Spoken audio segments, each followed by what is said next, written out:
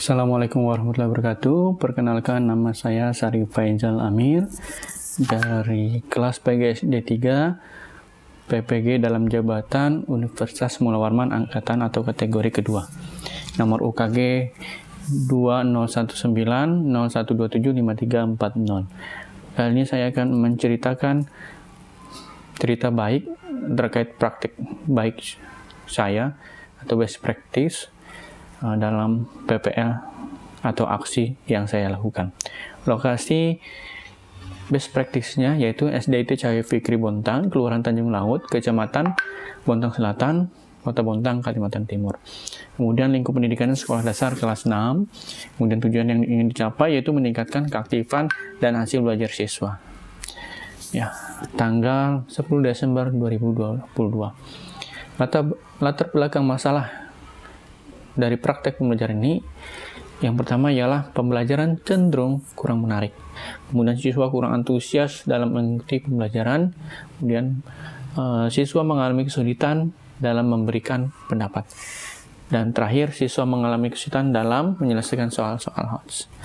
Ya, praktek pembelajaran ini penting untuk dibagikan karena satu, beberapa guru mengalami hal yang sama dengan yang saya alami. Kemudian praktek pembelajaran ini diharapkan memotivasi diri saya untuk melaksanakan pembelajaran yang lebih baik, yaitu pembelajaran inovatif. Kemudian semoga praktik ini dapat dijadikan sebagai bahan referensi dan inspirasi guru-guru yang lain. Seperti itu. Adapun peran dan tanggung jawab yang saya lakukan dalam praktek ini adalah sebagai guru yang kemudian mendesain pembelajaran yang kreatif dan inovatif dengan menggunakan model pembelajaran dan pendekatan yang tepat sehingga tujuan pembelajaran yang dalam meningkatkan hasil belajar siswa tercapai. Kemudian tantangan yang ini diambil dari LK 1.2 pada kolom analisis eksplorasi penyebab masalah. Berdasarkan hasil kajian literatur dan wawancara, penyebab dari permasalahan terkait tujuan pembelajaran yang ingin dicapai adalah pertama, motivasi belajar siswa yang rendah, kemudian pembelajaran berpusat pada guru, kemudian guru terbiasa menggunakan mode pembelajaran yang konvensional atau ceramah. Kemudian guru kurang memahami sintak pada model pembelajaran inovatif. Kemudian guru tidak mau direpotkan dengan persiapan berbagai media ajar seperti LCD proyektor dan lain sebagainya. Kemudian pemilihan metode pembelajaran yang kurang tepat. Selanjutnya, guru menganggap semua siswa itu sama kemampuannya. Kemudian guru kurang membiasakan siswa menyelesaikan latihan soal HOTS. Dan terakhir, orang tua kurang memperhatikan pendidikan siswa. Berdasarkan penyebab dari permasalahan di atas, tantangan yang dihadapi guru yaitu penggunaan metode dan model pembelajaran yang tepat sehingga meningkatkan keaktifan siswa dalam belajar. Kemudian memahami kemampuan setiap siswa agar dapat melakukan pendekatan yang berbeda setiap siswa. Kemudian sering memberikan latihan soal HOTS agar siswa mampu berpikir kritis. Kemudian penggunaan media untuk membuat pembelajaran lebih menyenangkan, kemudian meningkatkan keaktifan dan hasil belajar siswa dengan pembelajaran aktif, kreatif, dan menyenangkan. Dan berdasarkan tantangan tersebut, di atas dapat disimpulkan bahwa tantangan yang dihadapi melibatkan peran guru dalam meningkatkan kompetensi pedagogik dan profesional, serta keaktifan dan hasil belajar siswa. Kemudian aksi. Ya, berdasarkan tantangan yang dihadapi guru, langkah-langkah yang harus dilakukan yaitu satu, pemilihan model pembelajaran yang inovatif, yaitu melalui pertama strateginya yaitu menentukan model pembelajaran yang inovatif dengan melakukan kajian literatur dan memahami karakteristik siswa serta materi pelajaran. Model pembelajaran yang digunakan adalah Problem Based Learning (PBL) dengan sintaks sebaik berikut: tahap orientasi siswa pada masalah, yang kedua mengorganisasikan siswa untuk belajar, yang ketiga tahap membimbing penyidikan, kemudian 4 tahap mengembangkan dan menjadikan hasil karya, kemudian kelima tahap menganalisis dan mengevaluasi. Kemudian setelah strategi, ada prosesnya, yaitu proses pelaksanaan model PBL, yaitu tahap orientasi siswa pada masalah, yaitu siswa mengamati gambar yang ditujukan, kemudian guru menanyakan, tahukah kalian kejadian apa yang ada pada gambar, kemudian agar siswa untuk berpikir lebih kritis. Yang kedua, tahap mengorganisasikan siswa untuk belajar, itu guru membentuk kelompok siswa yang heterogen dan membagikan LKPD atau lembar kerja peserta didik sebagai pedoman siswa untuk melakukan kegiatan diskusi dan menganalisis masalah yang berkaitan dengan hak atau materi-materi lain. Kemudian tahap membimbing penyelidikan, siswa memperhatikan penjelasan guru mengenai pedoman kegiatan belajar kelompok. Ya, seperti itu, menganalisis masalah yang berkaitan dengan materi yang akan digunakan. Siswa dibimbing guru dalam berdiskusi kelompok, cara menganalisis masalah. Ya, kemudian tahap mengembangkan dan menyajikan hasil karya. Ya, yang keempat, tahap mengembangkan dan menjadikan hasil karya. Guru memantau perkembangan siswa, kemudian perwakilan kelompok mempresentasikan ke depan dan tanggapan dari kelompok lain. Kemudian tahap terakhir yaitu tahap menganalisis dan mengevaluasi proses pemecahan masalah, yaitu guru bersama siswa mengevaluasi kegiatan diskusi mengenai materi yang akan diajarkan. Kemudian sumber daya yang diperlukan yaitu buku siswa, model-model pembelajaran inovatif. Yang kedua yaitu memahami kemampuan setiap siswa. Strategi yang dilakukan adalah melihat nilai siswa dalam beberapa penilaian. Ya. Kemudian proses yang dilakukan adalah mendaftar nilai siswa sebelumnya, membentuk kelompok heterogen berdasarkan kemampuan siswa. Kemudian sumber daya yang diperlukan adalah buku daftar nilai siswa berupa nilai pengetahuan, sikap, dan keterampilan. Kemudian ketiga, melatih siswa menyelesaikan soal-soal berbasis HOTS. Strateginya itu yang dilakukan adalah mengembangkan soal HOTS sesuai dengan tujuan pembelajaran yang ingin dicapai. Kemudian proses pembuatan menyajikan soal HOTS, yaitu yang pertama, menentukan IPK yang akan dicapai menggunakan kata kerja opsional atau standar soal HOTS berdasarkan kompetensi dasar yang diperoleh. Kemudian menentukan tujuan pembelajaran. Setelah itu menyusun soal-soal berdasarkan tujuan pembelajaran yang ingin dicapai. Menyajikan soal kepada siswa untuk diselesaikan. Sumber dayanya yang diperlukan yaitu adalah KIKD, silabus, dan daftar macam-macam kata kerja operasional. Yang selanjutnya, nomor 4, pemilihan media pembelajaran inovatif.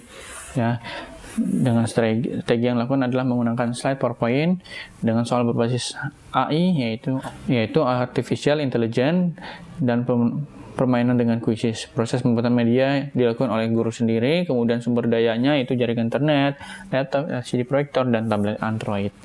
Setelah itu, kelima, meningkatkan keaktifan siswa dan hasil belajar. Yang pertama, strategi yang dilakukan adalah mengembangkan RPP, menggunakan model pembelajaran inovatif, kemudian mengembangkan lembar kerja peserta didik, dan melakukan pilihan sikap, keterampilan, dan pengetahuan. Proses yang dilakukan yaitu pertama, pengembangan RKPP dilakukan dengan memperhatikan kompetensi dasar, indikator, tujuan pembelajaran, karakteristik siswa, dan materi sehingga dapat ditentukan media. Model dan metode pembelajaran yang digunakan seperti model PBL dengan media PowerPoint dan permainan kuisis. Tahapan kegiatan pada RPP yaitu kegiatan pendahuluan, berdoa bersama, mengecek kehadiran dan kesiapan siswa. Pembelajaran keseluruhan yang dapat diambil adalah bahwa guru harus terus belajar dalam mengembangkan pembelajaran di kelas yang kreatif dan inovatif. Ya, itu adalah praktik baik yang dapat saya berikan untuk Bapak Ibu guru sekalian agar kemudiannya dapat ke depan agar kemudian ke depannya dapat dijadikan referensi untuk pengembangan pembelajaran di sekolah. Ya. Berikut testimoni dari siswa, orang tua, rekan sejawat, dan kepala sekolah terhadap praktik PPL yang saya lakukan di kelas 6 SD Cahaya Fikri. Terima kasih atas perhatiannya. Assalamualaikum warahmatullahi wabarakatuh. Warahmatullahi wabarakatuh. Saya Konita Afifa dari kelas 6 Thalha bin Ubaidillah. Saya ingin testimoni dengan pengajaran dari Ustadz Syarif Faizal Amir. Menurut saya bersama Ustadz Syarif Faizal Amir itu sangat menyenangkan karena kita dapat mengetahui cara bagaimana belajar matematika dan cara belajar pembelajaran lain. Dan saya sangat senang karena bisa belajar dengan kelompok saya, berdiskusi dan bermain game. Menurut saya, Ustadz Syarif Faizal Amir baik dalam mengajar dan saya sangat mengerti apa yang dijelaskan beliau. Dan menurut saya, pembelajaran itu masuk ke dalam kepala saya, di dalam kepala. Jadi itu dia testimoni saya. Assalamualaikum warahmatullahi wabarakatuh. Ya, perkenalkan nama saya Eka Wahyudi, wali dari Najwa Amalia di kelas 6. Jadi alhamdulillah menurut saya perkembangan pembelajaran di sekolah ini lebih efektif karena mendapatkan teknologi kepada siswanya. Jadi siswa lebih cepat dalam mengambil dalam menyerap mata pelajaran tersebut. Itu dari saya. Assalamualaikum warahmatullahi wabarakatuh. Nama saya Dwi Nuryanti. Saya mengajar di SDIT Cahaya Fikri di kelas 6 Tolha.